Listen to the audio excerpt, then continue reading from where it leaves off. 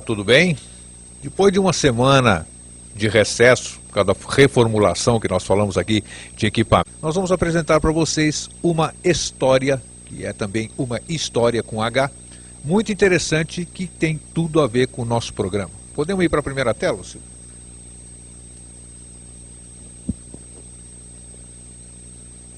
Sempre num lugar por onde passavam muitas pessoas, um mendigo sentava-se na calçada e ao lado colocava uma placa com os dizeres: vejam como sou feliz.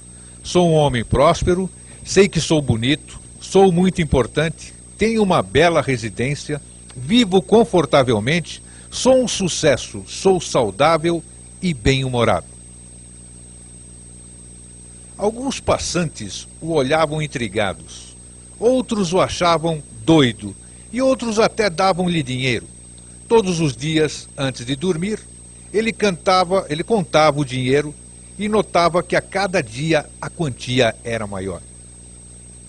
Numa bela manhã, um importante e arrojado executivo, que já o observava há algum tempo, aproximou-se e lhe disse: você é muito criativo, não gostaria de colaborar numa campanha da minha empresa? Após um caprichado banho e com roupas novas, foi levado para a empresa. Daí para frente, sua vida foi uma sequência de sucessos e a certo tempo ele tornou-se um dos sócios majoritários. Numa entrevista coletiva à imprensa, ele esclareceu de como conseguira sair da mendicância para tão alta posição. Contou ele: bem, houve época em que eu costumava me sentar nas calçadas com uma placa ao lado que dizia: sou um nada neste mundo, ninguém me ajuda, não tenho onde morar, sou um homem fracassado e maltratado pela vida, não consigo um mísero emprego que me renda alguns trocados, mal consigo sobreviver. As coisas iam de mal a pior quando, certa noite, achei um livro e nele atentei para um trecho que dizia: tudo que você fala a seu respeito vai se reforçando. Por pior que esteja a sua vida, diga que tudo vai bem. Por mais que você não goste da sua aparência, afirme-se bonito. Por mais pobre que seja você, diga a si mesmo e aos outros que você é próspero. Aquilo me tocou profundamente e, como não tinha nada a perder, decidi trocar os dizeres da placa para: vejam como eu sou feliz, sou um homem próspero, sei que eu sou bonito, sou muito importante, tenho uma bela residência, vivo confortavelmente, sou um sucesso, sou saudável e bem-humorado. E a partir desse dia, tudo começou a mudar. A vida me trouxe a pessoa certa para tudo que eu precisava, até que cheguei onde estou hoje. Tive apenas que entender o poder das palavras. O universo sempre apoiará tudo o que dissermos, escrevermos ou pensarmos a nosso respeito. E isso acabará se manifestando em nossa vida como realidade. Enquanto afirmarmos que tudo vai mal, que nossa aparência é horrível, que nossos bens materiais são ínfimos, a tendência é que as coisas fiquem piores ainda, pois o universo as reforçará. Ele materializa em nossa vida todas as nossas crenças. Uma repórter ironicamente questionou: o senhor está querendo dizer que algumas palavras escritas numa simples placa modificaram a sua vida? Respondeu o homem, cheio de bom humor: claro que não, minha ingênua amiga. Primeiro eu tive que acreditar nisso tudo. Então, eu acho muito oportuno pelo tema que nós abordamos hoje. Vocês viram que as palavras podem fazer uma reverberação totalmente diferente. Nós somos aquilo que pensamos, nós somos aquilo que nós falamos. As palavras têm poder, a gente não tem ideia do que a gente fala, do que a gente solta no ar, no éter, e que aquilo pode reverberar a nosso favor ou contra nós. Nosso convidado de hoje é uma pessoa muito conhecida, né? Acho que muito do nosso. Boa noite, Jorge. Boa noite, Grego. Prazer em estar aqui. Prazer em tê-lo novamente aqui. Tudo ótimo, tudo ótimo. Obrigado, prazer meu. O que você achou dessa aqui? Você não conhecia a historinha que eu trouxe, foi surpresa para você. Não, aqui o ao vivo é bom porque ao vivo eu assisti junto com o pessoal de casa. Então, o que você achou da história? É interessante porque, antes da gente entrar no nosso assunto, Sim. mesmo, né? Que é um uso da linguagem com o poder que ela tem, que é o poder da construção, né? Só que voltado para uma satisfação de uma necessidade humana. Se aproxima muito daquele filme que está sendo muito comentado, que é O Segredo, né? Que eles mostram uma técnica de criação mental, mas para atender o indivíduo e não a coletividade. Né? Então é uma coisa isso. muito egocentrada, né? Então uma visão um pouco limitada. Essa questão das palavras, a palavra é magia pura, absoluta, né? E vai da criação do universo à criação do nosso dia a dia.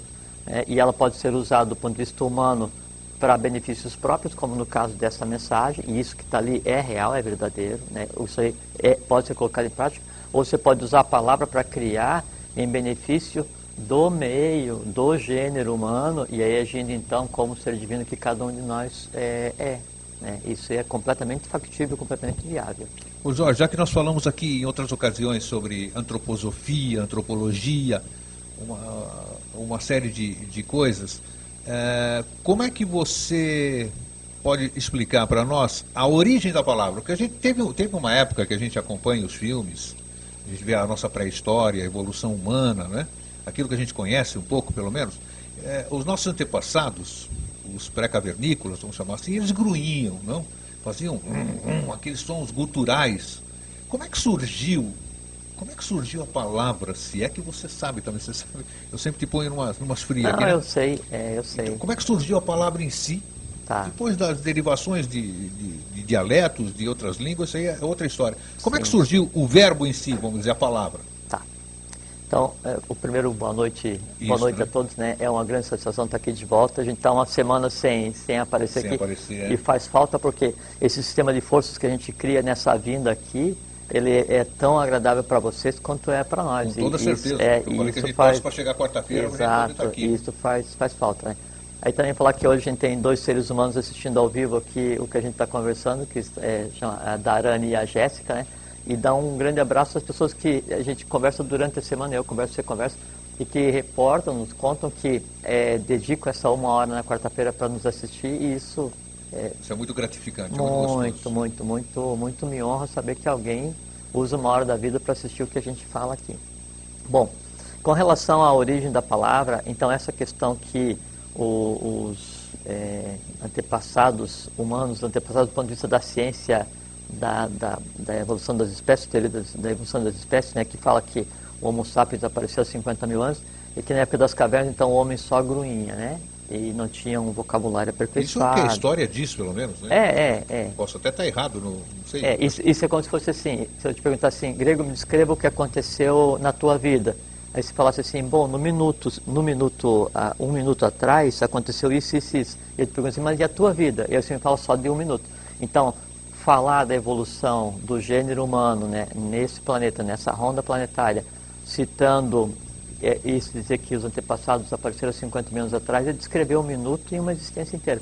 Claro. A palavra, ela aconteceu assim, na verdade assim, ela foi uma doação, né, dos pais solares e lunares, dos seres que participaram da criação do gênero humano, para dar para a humanidade uma capacidade que até então não havia sido dada para nenhuma hierarquia materializada, densa em atividade.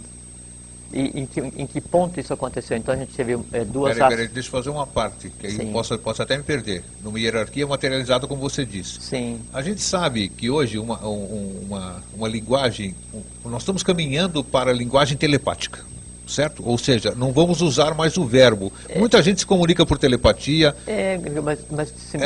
A pergunta, só para deixar você pegar um embalo, a pergunta é o seguinte: a telepatia ou a comunicação mental, ela é mais avançada do que o verbo ou não? Não. Essa que é a posição que eu queria. Por que você falou então da manifestação do verbo numa civilização? Sim. É que assim, a questão da telepatia, não só telepatia, mas assim, qualquer coisa que seja além dos 5 sentidos, né, que é o que a gente está acostumado a lidar, mas qualquer desses CID, desses poderes, telepatia, telecinésia, clarividência, clareaudiência, todos esses, né, são, a gente pode dizer, com brincadeiras de criança. Sim. Né? Porque assim, é só você perceber o que está no entorno e usar aquilo que a gente se recusa a usar para ter isso. Agora, a telepatia, a comunicação entre um ou mais seres mentalmente sem proferir o verbo, ela é de natureza diferente, porque quando eu falo, eu estou parindo, eu estou criando um ser em todos os níveis, em todos os planos. Quando estou me comunicando com você mentalmente, eu não parei a criatura, eu não criei o que eu estou pensando. Ah, não criou? Não. Não, mas pera, opa, vou te pegar aqui. Sem Você já dúvida. falou em programas anteriores que o que nós pensamos, nós plasmamos. Claro. Então como é que eu não crio? Não, olha só, eu não Vamos parei, esclarecer isso, eu não então. parei fisicamente. Assim, quando eu penso alguma coisa, decido assim, que a ideia é o verbo que toma carne através da pena. Então você vê assim, desde do não manifestado, né, até você ter a intuição, ter a ideia, até você visualizar, mentalizar essa ideia, que é o que a gente conceitou como pensamento, Tá. e aí você vai e fala. Quando você fala, aí então você trouxe o pensamento que existia no plano da mente concreta ou da mente abstrata, você traz para o plano físico. Então, são momentos distintos da aparição, da geração. Então isso é muito importante de esclarecer, inclusive acho que o telespectador vai querer saber disso. Então, o que eu manifesto, o que eu materializo, o que eu crio? Sim. Eu crio só a partir da verbalização? O pensamento ele não está criando nada. Não, é que assim, você pensa, né, e você cria o que você viu, o que você pensou, o que você imaginou, não é? Certo. E ele está agindo no plano da matéria mental, né, mente concreta, mente abstrata, interage com o astral, interage com o vital e tende a agir no plano físico. Aí você faz o seguinte, eu vou fazer um saque contra o futuro, vou fazer um aprestamento, eu vou e eu falo o nome do que eu criei. Aí então eu pego toda essa mecânica que eu criei desde cima até embaixo e jogo no mundo físico mais denso para atuar. Por isso que se diz, assim, quando eu vou abrir um portal qualquer ou vou proferir uma palavra mágica, eu não posso só mentalizar, eu tenho que dizer. Digo a palavra. Isso, certo. Exatamente. Quando eu digo, né, eu estou parindo aquele comando. E outra coisa, por exemplo, assim, eu vou comandar um elemental do ar, do fogo, da água, da terra, ou o que seja, né, ou uma potestade invisível qualquer, eu tenho que comandar, chamar pelo nome, a gente vai conversar sobre a questão do que é o nome, chamar pelo nome e ordenar. Então eu estou criando as coisas no plano mais denso. Essa que é a diferença entre você pensar, né, e você verbalizar. Tá, então estou olhando agora para o Fernando. Eu posso estar pensando do Fernando o que eu quiser, vamos dizer, pensando coisa ruim dele.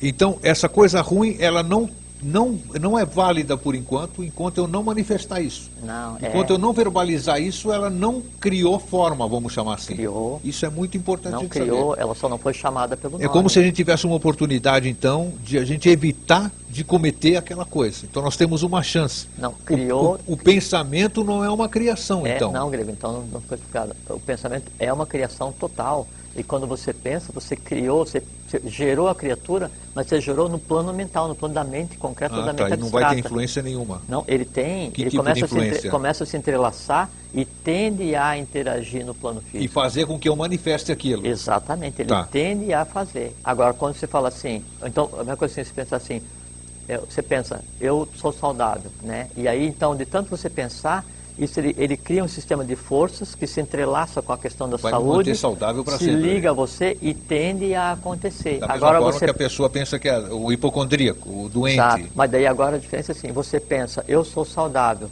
você se visualiza saudável, criou a imagem do pensamento. Né? E você fala, eu sou saudável, então você criou em cima, no meio e embaixo. Acabou. Perfeito. Né? E aí é verdade. Ah, mas é verdade, mas eu ainda estou com dor no dedo. Então, fale várias vezes, pense várias vezes e veja várias vezes, você vai criar tal acúmulo de energia, né, em função disso que você está falando, pensando e visualizando, que ele transforma o próprio meio que lhe dá origem, ele transforma o plano físico e consegue programar o teu futuro e consegue alterar o teu passado. Tá, então voltando... Bom, voltando à questão, a gente antes pode voltar disso, novamente falar, a isso. 32221137, o nosso telefone aqui, se você quiser participar com alguma pergunta. E o tema de hoje é o poder das palavras, etimologia, o que elas significam. Então, voltando à questão à verbalização, isso. Não, e voltando então ainda, quando surgiu a palavra, né? Quando surgiu, exato. Então, as duas primeiras raças humanas, a Bórea e a Hiperbórea, ainda quando o planeta estava se solidificando, as chamadas raças sem forma, elas ainda não tinham o que a gente conceitou como corpo físico do ponto de vista humano, né? E não se comunicavam porque não tinha o verbo. Elas não se comunicavam. Aí então usava a questão da visualização e se comunicava só no plano que lhes era característico, né? Em meados da terceira raça-mãe, que é a raça negra, raça lemuriana... Da qual somos todos descendentes, como você já falou Antes de aparecer o primeiro vermelho. Certo. Né? É que assim, antes de aparecer o primeiro vermelho, por mais ou menos 8 ou 9 milhões de anos já existia a raça negra. Perfeito. Antes de aparecer o primeiro branco, já por mais ou menos 2 milhões de anos existia a raça vermelha, que é o Atlântida, onde derivam todos os vermelhos dos asiáticos. Já abordou bem aqui. Depois veio a questão da raça ária. Então, em meados da terceira da raça negra, da raça lemuriana, é que então se começou a usar a palavra para criar.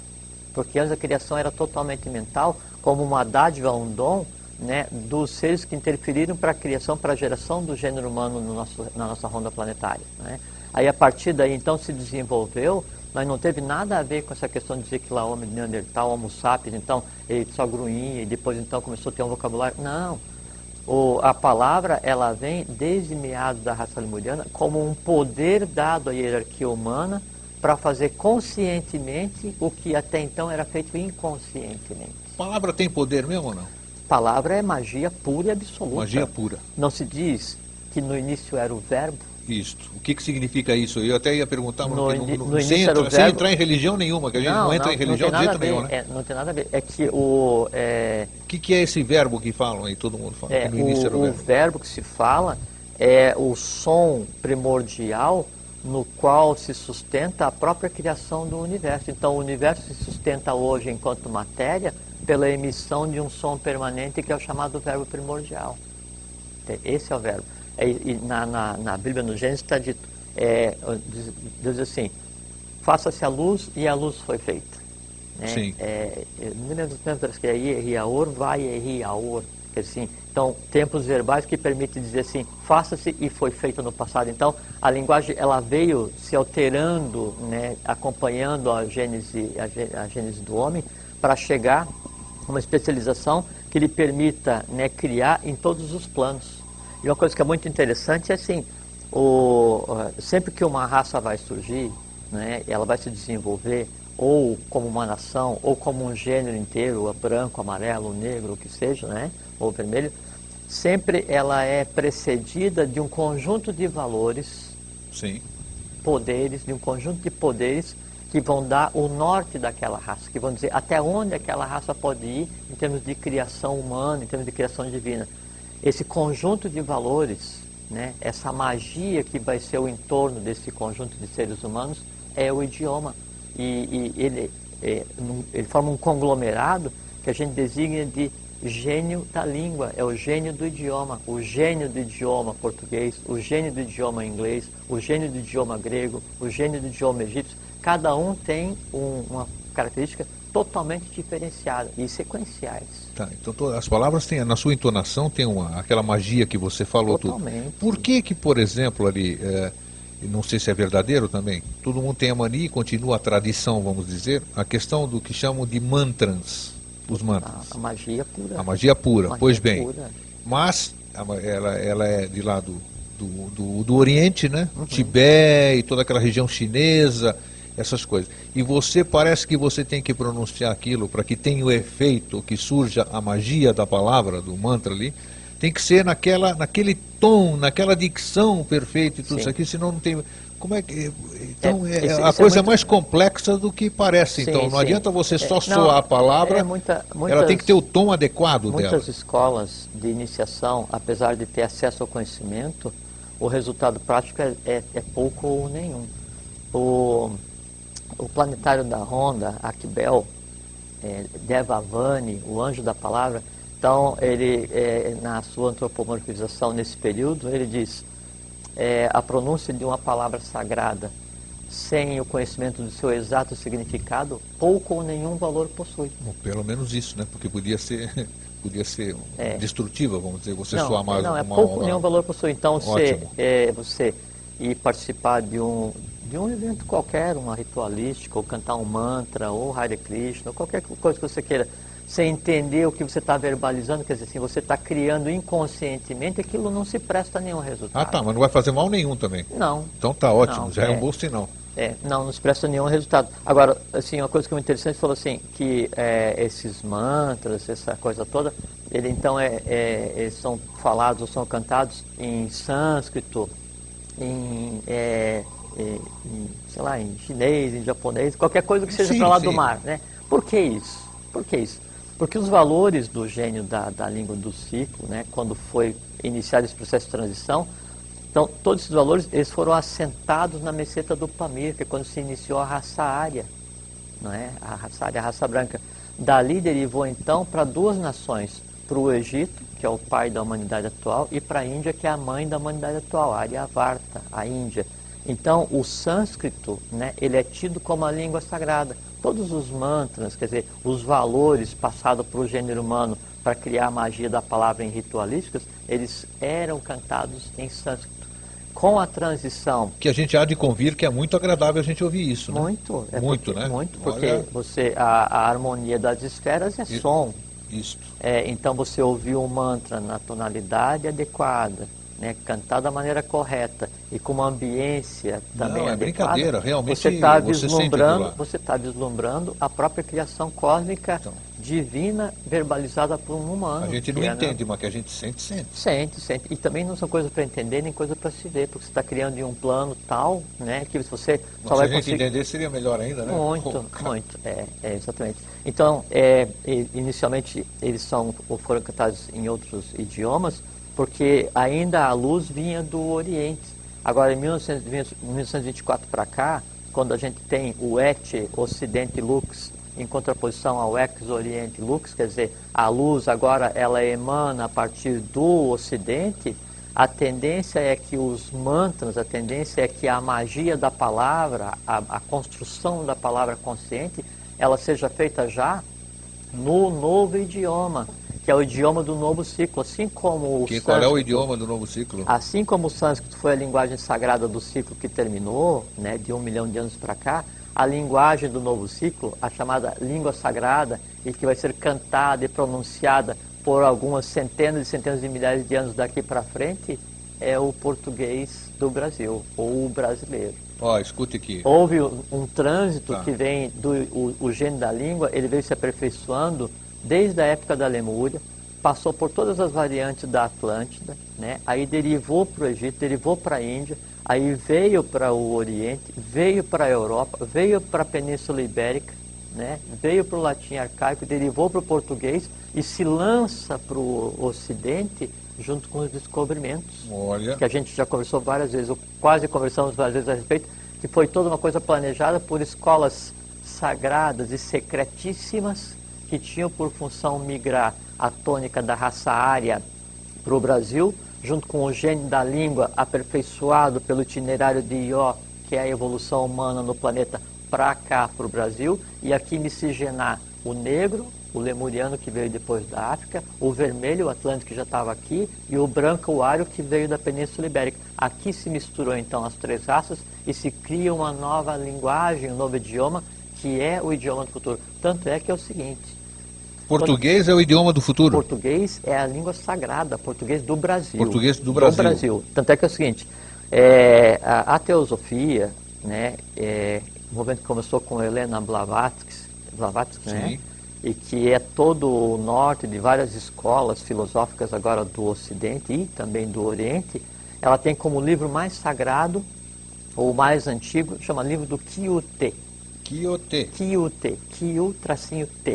Né? O que é isso? O livro do Kyute, então, ele é um comentário de toda a Gupta Vidya, a ciência sagrada, a ciência secreta, e mantido oculto do gênero humano por milhares e milhares de anos. E alguns tiveram acesso a pequenos fragmentos e escreveram para o Ocidente, para o Oriente, para a humanidade agora, né? Uma das derivadas desse contato é a doutrina secreta, eles tiveram tipo de coisa assim. Bom, o Kyute é escrito em sânscrito. Sânscrito. Por quê? Porque o Manu da época, o Manu é a representação da divindade naquele período, ele vem e dá a tônica da linguagem, dá a magia da palavra, e era o sânscrito. Agora, veja como é interessante, no ciclo novo que nós já estamos agora, de 1924 para frente, 1949 para frente, né? A literatura sagrada, que vai ser referência para os próximos, dá para dizer alguma coisa assim? 1 milhão de anos, ou a mesma coisa que o T significou para o passado, essa literatura que foi dada agora e que é o norte da humanidade futura e presente, ele foi escrito em português do Brasil. Interessante, mas interessante é que a gente vê que não é uma língua falada universalmente, né? Não, é mas uma vai ser. das pequenas línguas. Só pegar a deixa da Cristina do Abrão, que ela pergunta, que está dentro do que você está falando. Boa noite, Cristina. Quem criou a palavra, quem criou isso tudo, é algum ser, algum planeta? Quem criou? Quem fez tudo isso? Essa é a curiosidade dela. Aham. Assim, que nós estávamos falando exatamente disso, né? Exatamente. Quem criou a palavra, assim, a palavra ela não foi criada, ela é dada ao gênero humano como um instrumento de criação consciente. Então ele pergunta assim, quem criou a palavra? Aí a resposta é, quem criou a palavra é a divindade. Para que foi criada a palavra? Para que a divindade antropomorfizada enquanto humano se utilizasse. Qual é a função da palavra? É que a divindade humanizada crie conscientemente a próxima humanidade. Coisa que jamais foi feita, sempre foi feita de maneira inconsciente. Tá, então a Cristina, o nome dela é Cristina. E o nome? O que interessa? O que é um nome? Então é muito interessante, porque assim, o nome ele é uma fórmula mágica que é associada à criatura. Diz que o nome é o nosso mantra, né? Segundo dizem. É uma maneira de ver. É uma coisa que vibra. O meu nome não é o meu nome por acaso, é aquilo, a minha vibração. Mas você veja uma coisa que é muito interessante, sim, Grego. Não existe nada materializado no universo, nada vivo no universo que não tenha nome. Se ele existe e não tem nome, ele não existe.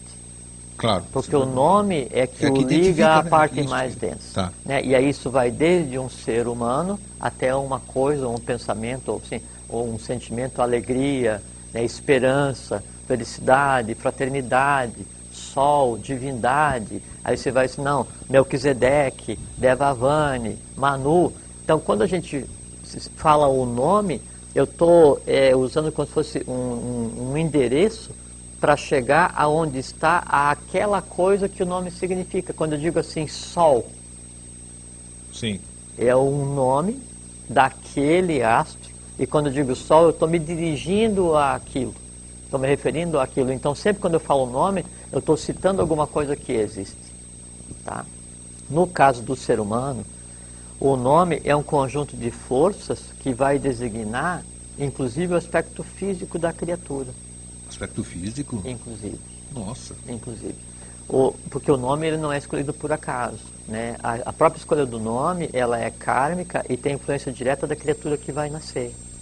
Porque geralmente quem decide são os pais, avós, padrinhos, aparentemente, claro, né? Só que é um conjunto de forças que vai designar que aquela criatura, ele vai ter o nome, assim, A é fogo, R movimento, fogo e movimento junto dá a tônica da criança. Aí você tem um nome, né? E você sabe que esse nome tem essa tônica, você coloca o segundo nome. Os dois nomes juntos vão dar a possibilidade de tônica dessa criança. Então, é um conjunto de forças, como tudo, né, na existência, um conjunto de forças que tende a fazer com que aconteça alguma coisa. E aí o ser humano ele pode se submeter a essa tendência, né, e interagir, ou se submeter a essa tendência e ficar refém daquelas forças que o antecederam. Tanto é verdadeiro isso que nós já comentamos aqui no programa, que tanto quando uma pessoa ascende ou ascensiona, como chamam, ou se inicia, vira um iniciado, o fulano que se chamava José da Silva, ele passa a ter um outro nome.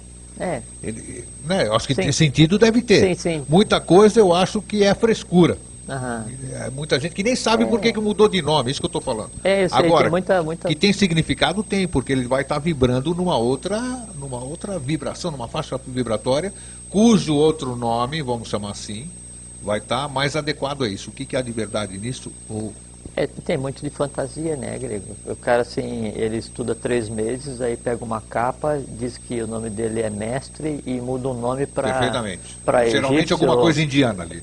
Ou da Índia, ou do Egito, Exato. ou hebraico, alguma coisa assim, e aí ele passa a vida inteira em uma enganação. Ele se engana o entorno e cria uma série de formas de pensamento para criar uma pseudo-felicidade e no final tudo se acaba sem adiantar nada, né? Então, sempre quando a criatura ela se inicia, né, ela já por si tem um valor Inicia, agregado. é da iniciação, não é o nascimento. Não, né? é de iniciação. Iniciação. Ela já tem um valor agregado à própria individualidade, onde o nome dela, então assim, você é o Eustáquio.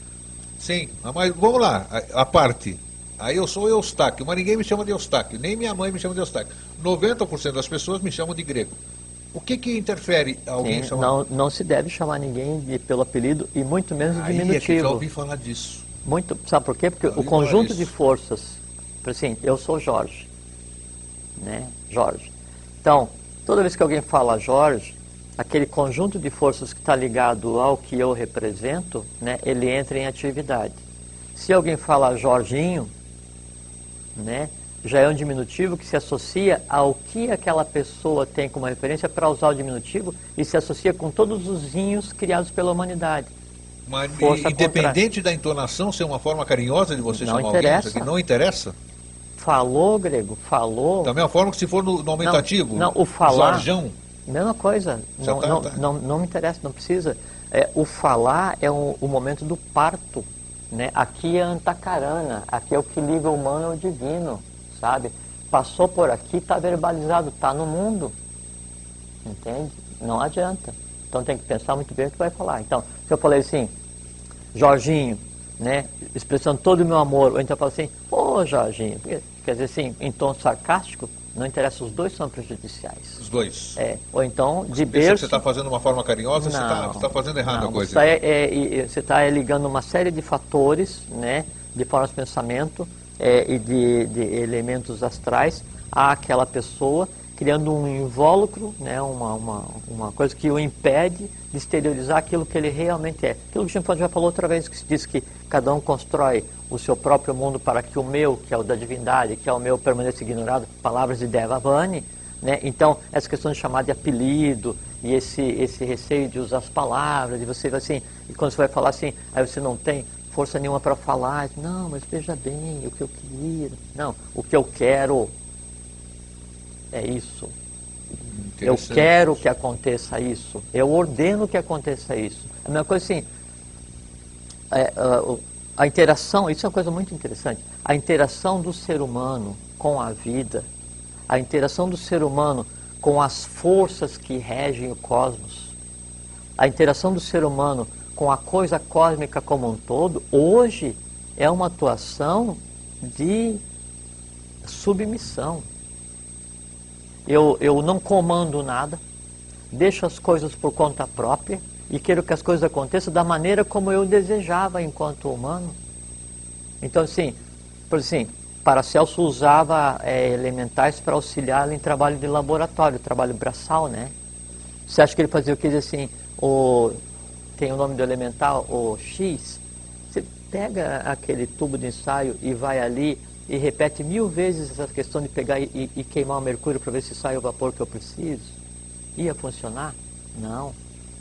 X, 1000 vezes, faça assim e esquece. Você comandar um elemental, você comandar uma força qualquer da natureza, ou você comandar o teu próprio pensamento, ou você comandar aquilo que você cria verbalmente, ou você faz com força, com determinação, ou você acha que está fazendo alguma coisa na vida. E aí depois você não pode reclamar que a vida não seja como você quer, porque você não fez nada para que ela fosse como você quer. E os instrumentos todos foram dados. Quais? Corpo físico, corpo vital, corpo astral, mente concreta, mente abstrata, intuição, Atman, Buddha, Manas, princípio divino. Quer dizer assim, o ser humano hoje, ele liga da questão do átomo mais denso até o manifestado mais sutil. E tem condição de criar totalmente. E qual é que é o instrumento da criação? Nesse caso que a gente está conversando hoje, o verbo, a palavra. Tá, o verbo, mas veja só, nós estamos em pleno século XXI, né? Que nem sei, para mim isso aí é questão de tempo, para mim nós estamos na maior furada, vamos esquecer, mas estamos no século falar XXI. de calendário, né? Isto, então, hoje nós estamos levando essa informação para a televisão, que eu acho que nunca foi levado esse tipo de informação para a televisão. Nós estamos interagindo com pessoas que, pelo meio de comunicação, nunca ouviu falar sobre isso. Você há de convir que até para nós próprios e todo mundo que está ouvindo, é muito difícil, difícil, não falei impossível, depois de você aprender uma série de coisas, de você viver em cima de uma série de coisas, você começar a tentar prestar atenção no que nós estamos falando, por exemplo. Porque você mudar, aí agora chega a partir de amanhã, eu tenho que começar a controlar, porque eu não posso mais chamar o Silvio de Silvião, o Fernando, o Nando, entendeu? É isso aí, mas isso aí. O querido que eu chamava, ô Betinho, não posso chamar, tem que chamar ele de Roberto. Isso. Então essa vigilância, nós podemos fazer, claro que nós vamos mudar, a gente tem que prestar com atenção. parentes, né? Alamirá, a contraparte de Aquibel, sim, feminina. Né? Exatamente. Você fala com a uma expressão, facilidade que explica cada vez que você fala. O que é o linguajar. Alamirá, que é a expressão feminina da de divindade de Aquibel, que é o planetário da Ronda. Os dois juntos são um. Que é o zelador. Aquibel é o zelador, é como se fosse usando do planeta, nessa nossa civilização. É o próprio rei Melquisedeque, né? Então, Alamirá, ela se dirigindo na expressão do amor universal, amor fraternal, ela só desejou à humanidade o seguinte: vigilância dos sentidos. Por isso que eu falei agora, porque você falou vigilância, é exatamente isso. Porque o que você pensa, o que você fala, você cria seres, a criação é irreversível. Quando você pensa, quando você sente, quando você fala, você cria seres que vão existir, quer você queira ou não. E eles vão daí ou ser alimentados por você, ou pelo plano que lhe dá origem, mas vão interagir com a humanidade. Porque a primeira coisa é que a turma não acredita, né? Ela não acredita que o que ela pode pensar pode acontecer. O que ela está falando vai acontecer. Porque eu não sei o quê. E depois diz assim, puxa, eu acho que eu faço premonições, tudo que eu falo acontece. Tudo que eu penso acontece. Acontece no bem. Tem um ditado que fala assim, cuidado com o que você pensa, porque pode acontecer. Exatamente, tem isso, né? Até lembro de um. Lógico. De um filme, você deve lembrar também, acho que muita gente deve ter assistido, lembra um pastor picareta, que ele andava pelos Estados Unidos fazendo tudo mentira, ele tinha alguém que enrolava até que um dia, realmente, de tanto ele fazer aquelas preces, tudo isso aqui, realmente ele começou a fazer milagres. Ele começou a fazer com que os milagres acontecessem. Mas um milagre é o quê, Grego? Assim, isso não lembro dos deuses Lários e Penates da época dos romanos, né, que se colocava um objeto qualquer na sala, né? E aí gerações após gerações adorando aquele objeto, ele fica com tal densidade de vitalidade, né? E de astral, que ele passa a interferir, né, na própria vida da família. Não tenha dúvida. A mecânica é essa. Quanto mais você densifica um elemento, um elemental, um ser, mais capacidade de interagir no plano você dá para ele. Você vai e verbaliza essa criatura, pronto. Tem um amigo meu, um amigo nosso comum, né? Não precisamos dizer nome, que ele disse para mim, sabe onde é que é o lugar onde eu vou me carregar de energia, vamos dizer, onde eu me sinto maravilhosamente bem? Dentro das igrejas. Aí eu falei, por que dentro da igreja? Porque ele falou que as pessoas vão na igreja e naquele ato de submissão, de humildade, eles deixam tudo que tem de bom lá dentro. Né? Porque lá eles são humildes, lá eles fazem toda aquela coisa de coração mesmo, jogam com a fé e tudo, e elas são puras. Nem que seja por medo de um Deus que não tem aquele jeitão, então, né? Todas aquelas coisas boas, eles deixam lá. E como essa pessoa é bem sensitiva, ela sabe que está lá e vai lá e colhe todas essas coisas. Né, Silvião? O Silvião está aqui olhando, se benzendo lá dentro. Silvião. Olha aí, já falei errado, tá vendo? Tomei uma demonstração no ar. Muito bem lembrado, olha só. Não pode ser Silvião, é Silvio mesmo. É Silvio. É que nós temos que lembrar, assim, Grego, com relação à questão da palavra. É muito importante isso, mas é o vigiar e orar, né? Orar e vigiar. Vigilância dos sentidos. Nós temos que estar de olho nisso aqui. Vigilância dos sentidos, né? Porque o termo falar, né? Forfade fato sum, a palavra falar, ela significa, ela vem de uma raiz grega, feufe, que também dá origem ao eu me mostro, eu me exibo, né? O eu sou. Então, o falar alguma coisa é permitir que esse ser que existe, ele se exiba e aconteça. Aconteça e manifeste, né? Vamos chamar assim. Ele haja no plano. Tá. Por isso que eu falo assim, então, isso que é muito relevante, assim, quando a gente for pensar na questão da palavra, e fala assim, mas eu falei uma coisa, mas foi sem querer. Não existe falar sem querer. Porque uma vez verbalizado, está feito. Assim, o falar é parir, é engendrar, é criar seres que vão agir no plano. Assim, lembrem sempre o seguinte, essa questão assim, que se vê nos filmes, né, ou nas lendas, que os magos, então, eles vão e conjuram uma magia e tal, e pode fazer com isso e tal. É verdade, existe, a magia é o verbo, né? E tanto você pode abrir lá o abracadabra, se abre lá uma porta escondida, quando você pega e faz uma uma magia, uma medicina qualquer, através do verbo. Isso é verdade. Tá, agora você está falando, já que é através do verbo, eu acabei de fazer uma parte dizendo da dificuldade que nós teríamos Sim. e que todo mundo tem, né, de fazer uma alteração, né, nisso que a gente está acostumado faz tempo. Que dicas você daria para a gente começar com essa questão da vigilância que nós falamos? Você viu que eu acabei de falar do assunto e fui chamar o nosso querido irmão lá de Silvião. Quer dizer, e acabamos de falar e eu incidi no erro logo em seguida. Então, quais são os macetes, ô Jorge, simples aqui, para que a gente possa... orientações simples para que a gente possa começar a se vigiar para aprender a mudar essa questão de a gente chamar os outros pelo apelido, ou seja, trabalharmos na regra como tem que ser feito para que as palavras tenham realmente o poder e que soe realmente o verbo do jeito que tem que soar. Muito bem. Bom, primeiro a gente tem que lembrar que todo o gênio da língua, todo idioma, toda palavra, né, ela tem 3 níveis de entendimento, 3 camadas, né? Uma que seria o popular, que é o vulgo, né? Outro que seria o sacerdotal, né? E outro nível que seria o sagrado, seria equivalente ao hieroglífico, ao hierático e ao demótico na época dos egípcios. Não entendi patavino, mas tudo bem. Pode... Não, são 3 tipos de escrita, né? Então, você tem o hieroglifo, o hierático e o demótico, sempre um destinado ao povo. Ah, né? tá. Intencional. A separação das castas, vamos chamar assim ou não? Não, com relação às chaves do idioma, da linguagem. São 3 tipos de linguagem, né? 3 tipos de linguagem, vamos repetir isso.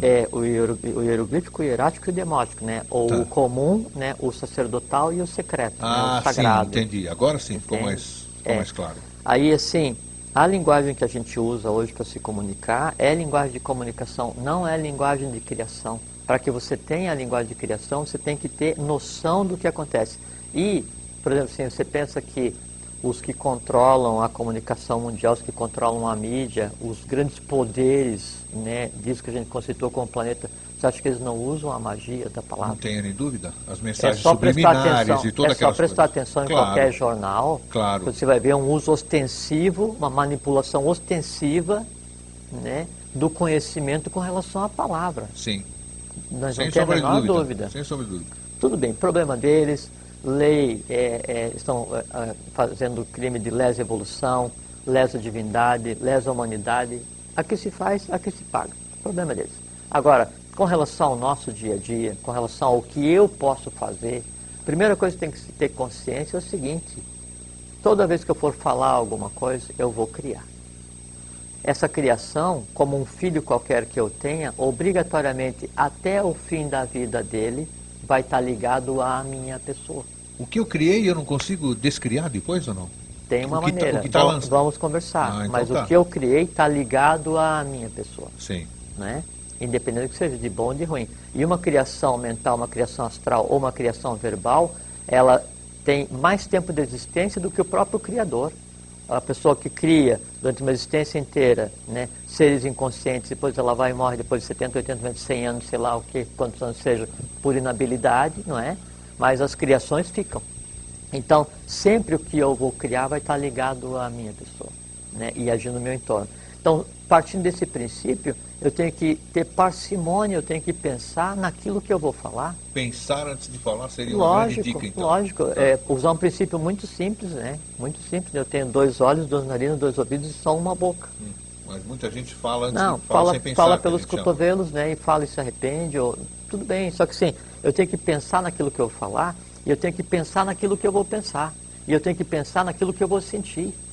Eu não posso ser refém das minhas emoções, refém dos meus pensamentos como se fosse uma casa da mãe Joana e falar o que eu quiser, né? Agir na vida como se fosse, sim, um barco às vias de naufragar, né? E depois reclamar quando isso acontece. Não, assim, não tem ninguém que venha fazer por cada um de nós o que nós mesmos não façamos. Ninguém vai fazer. É o tal do faze por ti que eu te ajudarei. E onde começa isso? Pensar corretamente, sentir corretamente e falar corretamente. Muito bem. Eu tenho que usar força no falar. Então, você viu ali naquela que você falou logo de início, que ele escreveu, leu no livro, escreveu aquilo dali e aquilo aconteceu.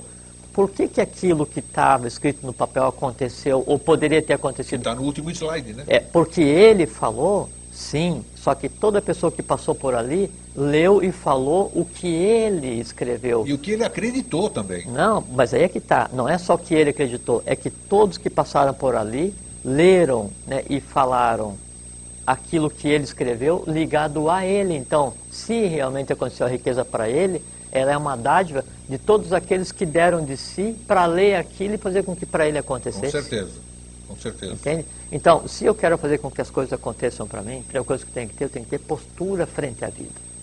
Entende? Eu não sou refém da minha existência, não sou refém da minha vida, eu não sou vítima da minha vida. A vida não nos fez nascer para sermos vítimas. Se a vida é um pouco difícil, mais ou menos para um ou para outro, é o seguinte, é o karma de cada um. Eu vim aqui para quê? Para existir, para evoluir e para pagar um pouco do que eu tenho. Pode ser que nem seja meu, seja do gênero humano, mas eu venho aqui, vou contribuir e vou pegar e descascar um pouco desses abacaxis. Então não tem vítima. Quem está aqui é porque tem que estar. A vida é como é. E não é difícil, ela é como é necessário. Tudo o que acontece, a gente tem que perguntar, para que está acontecendo? E não, por que aconteceu comigo? Não, para que aconteceu isso comigo? Para quê? Para que eu aprenda, para que eu evolua, para que eu melhore, para que eu cresça, para que eu tenha uma iniciação mínima. E para que eu faça o quê? Para que eu dê uma chance para que aquela coisa que era errada aconteça e, em acontecendo, se resolva esse sublime. Primeira razão da existência. Depois, eu tendo postura perante a vida, eu tenho força perante a vida. O ter força significa o seguinte, eu comando minha existência. Eu posso fazer errado, mas faço errado forte. Eu posso acertar, mas eu erro forte, consciente. Por quê? Porque eu sou uma humanidade divinizada, consciente, agindo no plano. Não somos vítimas. Então, se você quer alguma coisa, se vai falar alguma coisa, você vai se posicionar frente à vida no dia a dia, com força, com dignidade, com postura. E qual é a postura, qual é a dignidade? É uma dignidade de quem nós somos divinos. Então, força, primeira coisa. Depois o seguinte, usando o princípio da criação, você pode alterar o teu dia a dia, pode definir em detalhes como é que vai ser o teu futuro e pode alterar o passado. É muito importante. Espera aí, do alterar o passado você não vai falar já não. Vou Tá. deixar para frente. Eu quero antes disso aqui, que está bem no que você está falando, a Marilene do Centro ligou aqui e disse o seguinte. Boa noite, Marilene. Quando desejamos algo que seja bom para nós, assim, para as pessoas em nossa volta, nós colocamos a decisão disso, se é bom ou ruim, ao encargo das leis universais. Ah, vou jogar para o universo, é isso que fala assim. Ou então, ela mesmo traduzindo aqui, larguei na mão de Deus. Ela pergunta se isso é certo. É errado. É o seguinte, é que o largar na mão de Deus, ou de Brahma, ou de Jeová, ou Tá de... jogando o rojão para outro, né? Você vai jogar uma coisa que você criou do ponto de vista humano, do ponto de vista astral, do ponto de vista de desejo, nas mãos, primeiro, de alguém que não existe antropomorfizado. Não existe um Deus sentado na cadeira esperando você pegar e passar um problema para resolver. Não existe isso. É impossível. E segundo, mesmo que ele existisse, o teu código de linguagem não vai ser atendido. Por que todo mundo pede e ninguém recebe? Primeiro que pede para quem não existe. Porque quem tem que realizar são cada um de nós. E não estou dizendo que não existe a divindade. Existe numa grandiosidade, numa potência, numa abrangência inimaginável se comparada com os conceitos que as religiões tentam botar na cabeça de cada um. Então não adianta você pegar e fazer um pedido para uma coisa que não está antropomorfizada e num código de linguagem que não existe. Qual é o código de linguagem que você tem que fazer para a coisa cósmica? Não é assim, cosmos, eu desejaria que a humanidade tivesse felicidade. Dá para fazer? Quem é o cosmos? O que é felicidade para o cosmos? O que é felicidade para a divindade? O que é amor para a divindade? O que todo mundo pede? Que a paz seja muito boa, não sei o que a humanidade tenha paz. O que é a paz para a divindade? Nada. Por quê? Porque a divindade, ela vive em paz.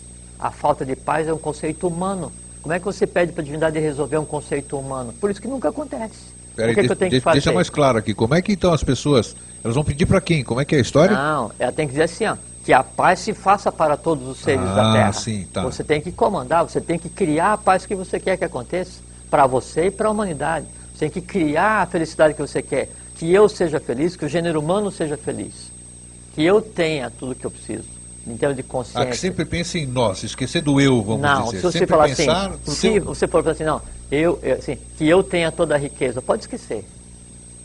Você tem que criar riqueza para o gênero humano e também para você, porque a gente tem o direito de criar enquanto humano e o dever de criar enquanto divino. Todas as vezes que você pegar e tentar usar uma força da natureza para benefício próprio, ela se volta contra você, porque você não tem o código de linguagem. Ou ela não te atende ou se volta contra você. Quando você cria para o gênero humano, aí você vai estar criando não com a mente concreta e não com o astral, mas está criando com a mente abstrata, que é divina. Aí então, esse comando, a coisa cósmica entende. Então, em resumo, para a gente ter sucesso em alguma coisa, nós temos que pensar no coletivo. Sem dúvida. Se eu quero alguma coisa para mim, eu tenho que pensar no todo. Sem dúvida. É que hoje nós vivemos num mundo de egoístas, cada um quer verdade, por si. É verdade. Eu quero ser feliz, como estava ali, eu quero, ou aquele filme seguinte, eu quero o carro, eu quero a casa, eu quero a mulher, eu quero não sei o quê, eu quero o avião, eu quero dinheiro, eu quero uma vida boa, não sei o quê. Que eu. A gente conversou da outra vez que sequer existe individualidade a escala de 7. Sim, você disse.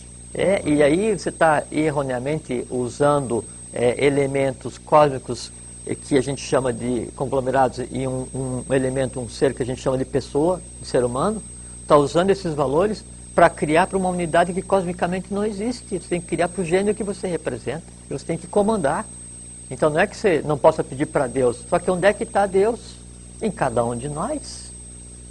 Então Jesus fala, o meu Pai e o vosso Pai, porque está em cada um de nós. Então se eu quero criar cosmicamente, se eu quero manipular as forças cósmicas para fazer com que realmente, seriamente, conscientemente, a paz exista para a humanidade, a fraternidade universal exista não só em 31 de dezembro, mas exista para sempre, eu tenho que comandar isso.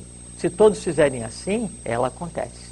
E uma coisa que é muito interessante também é assim, vai falar assim, eu desejo que a humanidade seja feliz.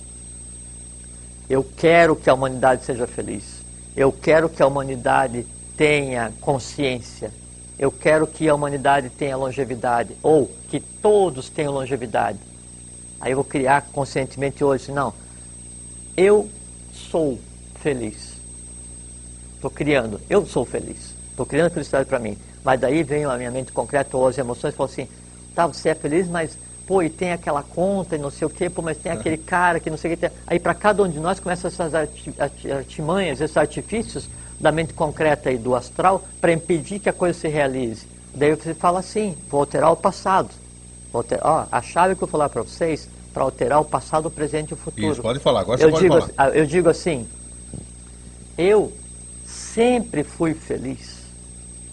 A chave para alterar o passado. O passado, o presente presente e o futuro. Eu sempre fui feliz. O que é o sempre? Já falamos aqui, né? Sempre não é hoje, não é amanhã, não é depois de amanhã, não é ontem. Sempre é desde o início até o final das coisas. Quando eu digo assim, eu sempre fui feliz. Eu crio alguma coisa que ela transcende a linha do tempo, claro. E não é interpretada pela mente concreta e nem associa nada ao contrário do meu plano astral, das minhas emoções, e ela então sai com toda a sua plenitude para acontecer. Aí você fala assim, eu sempre fui feliz, mas tudo bem, eu sempre fui feliz. Não é só pensar, é verbalizar isso, né? Falar isso, verbalizar, né? É isso que a gente está conversando. É ter uma posição digna perante a vida, perante o cosmos, perante a coisa divina. Você tem que assumir a posição de comando. A gente não está aqui a brincadeira. A gente não veio em viagem de lazer, estamos em viagem de trabalho. A gente está aqui para fazer o quê? Para se iniciar. E não se colocar como vítima, você falou bem aqui. Não é um mundo de vítimas. O planeta não é um cárcere, o inferno não é na superfície. O inferno não existe. O inferno é em cada um de nós. Dentro de cada um de nós, cada um constrói seu próprio mundo para que o mundo da divindade permaneça ignorado. Ou a gente assume a posição de quem nós realmente somos, seres divinos, plenos, competentes, poderosos, criando no físico, no astral, no vital e na mente abstrata, no plano divino, como jamais foi dada nenhuma hierarquia criar, não é? E a gente se recusa a usar isso e deixa que a coisa toda cósmica se arrume de uma maneira para interagir conosco do jeito como é possível, com códigos de linguagem diferentes, a gente pedindo para quem não entende não sabendo o que fazer, porque são valores diferenciados, e a gente reclama que a vida não é como a gente quer. E aí, não, então, vamos numa escola de iniciação, para que daí eu tenha acesso ao segredo para poder ajudar a humanidade. Não precisa mais isso. A gente está na época do fim dos mistérios. Acabando de falar aqui, a chave para transformar o passado, o presente e o futuro. Use a palavra sempre, tenha força no falar, tenha uma nova postura perante a vida e transforme o seu passado.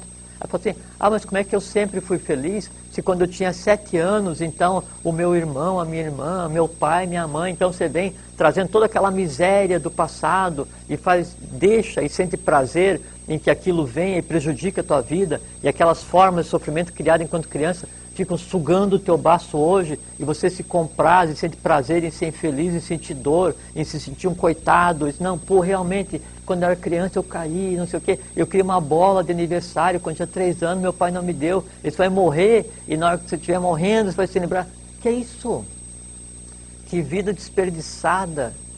Que crime de lesa humanidade, que crime de lesa divindade, que crime de lesa evolução. Transforma o teu passado. Eu sempre fui feliz. Sempre. Quando você fala assim, aquelas formas de pensamento que você criou, quando sofreu por não ganhar uma bola quando tinha 3 anos, elas não sobrevivem ao choque de se ligarem a você pensando que sempre foi feliz e elas deixam de existir. Se alguém perguntar para você, você foi infeliz algum dia? Não me lembro, eu acho que não. Por quê? Porque eu não tenho mais registro de passado. Que nem você falou, foi bom, assim, estão quase em não, cima da pinta. Isso acaba, sabe o quê, Grego? Acaba com os medos do presente e me dá certeza de um futuro completamente pleno e feliz enquanto ser humano divino e consciente e realizado. Só vamos acreditar nisso se a gente começar a experienciar, né? Lógico. Começar a praticar isso, né? A pergunta é a seguinte, por que não fazer assim? Por que não fazer assim? Por que não ter uma postura digna perante a vida e não agir como vítima da vida? Por que não controlar a própria vida? Por que não controlar a coisa cósmica em si? Por que não agir enquanto divino que nós somos? Por quê? Nós temos que começar. Eu não parei de fumar. Estamos fazendo 4 meses agora, depois de 40 anos fumando, a gente sabe que o vício é uma coisa danada. E esse exercício dessas formas que a gente cria é uma coisa muito interessante. É possível, claro tudo que é possível. Então, assim, eu gosto de comer chocolate, né? E aí, assim, só que assim, o que eu faço, eu procuro fazer bem feito. Então, eu vou comer chocolate. Eu como pra caramba, né? Aí está, gosto muito, depende de comer chocolate todo dia. Só que ele disse, não, gosto muito sim. Qual é a coisa que eu mais gosto? É comer chocolate. Então, tá bom, então não gosto mais. Aí parei de comer chocolate há 1 ano e 6 meses. Pronto, e está vivo, está não, bem. E parei, tá e assim, não é que eu parei, tenho que lutar contra o desejo de não comer. Ele deixou de existir, entende? Não é que você tem que lutar contra o desejo de fazer alguma coisa e não fazer. É você fazer com que o desejo de fazer aquela coisa que você não quer, ele deixe de existir. Aquele ser não se alimenta mais da tua vitalidade. Isso vale para o medo de andar de elevador, né? Até a vontade de comer chocolate. Hoje, quando fui chegar no trabalho, então tinha uma senhora esperando, falou assim, qual é o andar que você vai? Eu vou no 7. Ela disse, não, então você me leva até no 5º. Uma senhora, assim, 70 anos, cabelo branquinho.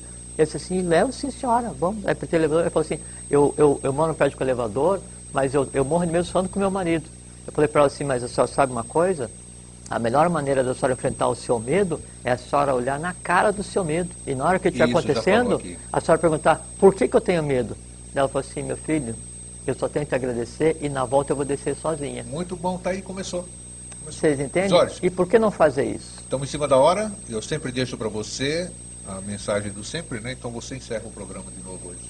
Eu queria dizer para vocês, assim, primeiro é um privilégio poder a gente estar aqui de vez em quando conversar, né? E que o nosso interesse é sempre que a gente evolua em conjunto com vocês.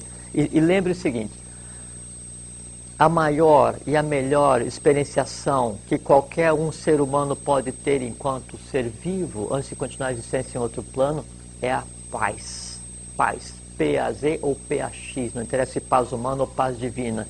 E a experienciação da paz não é a paz do todo, do comum, é a paz própria, a paz individual, aquela serenidade que me aproxima de quem realmente eu sou, me aproxima do lugar de onde eu vim, onde não existe nada a não ser eu mesmo. Como ter paz? Controlando a vida, comandando a vida, controlando o entorno, comandando o entorno e tendo paciência com todos os seres visíveis e invisíveis, os quais eu também controlo. Um grande abraço, um fraterno abraço, sejam felizes e até sempre. Até sempre. Até sempre.